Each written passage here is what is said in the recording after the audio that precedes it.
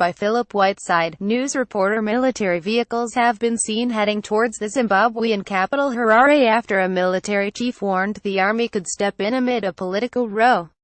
On Monday, the head of the armed forces, General Constantino Chiwenga, demanded an end to a purge in the ruling ZANU-PF party after the sacking of the country's vice president Emmerson Mnangagwa.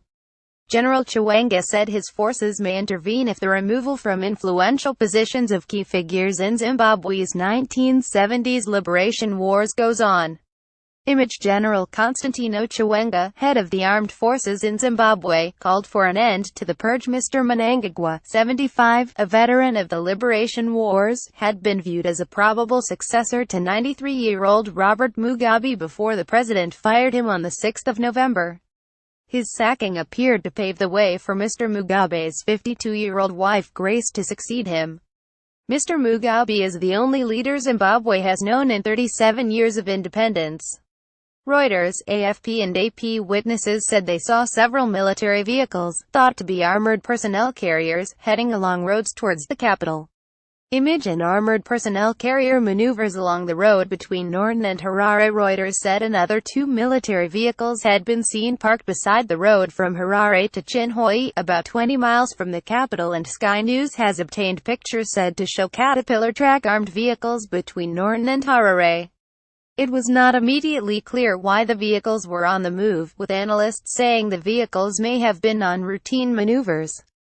SOLRs were seen at the scene, but they refused to talk to journalists. A fruit seller near the shopping center in Westgate, about 6 miles 10 kilometers from central Harare, told AFP, "I saw a long convoy of military vehicles about an hour ago. I don't know where they were heading." Image part of what has been described as a convoy of vehicles near Harare on Monday, General Chiwenga said, "We must remind those behind the current treacherous shenanigans that when it comes to matters of protecting our revolution, the military will not hesitate to step in. The current purging, targeting members of the party with a liberation background, must stop forthwith," he said. Mrs. Mugabe, 52, has a strong following in the powerful youth wing of ZANU-PF. Image more military vehicles seen on the outskirts of Harare. Her rise has been seen as a challenge to the dominance of the independence-era war veterans, who previously held privileged positions in the ruling party under Mr. Mugabe.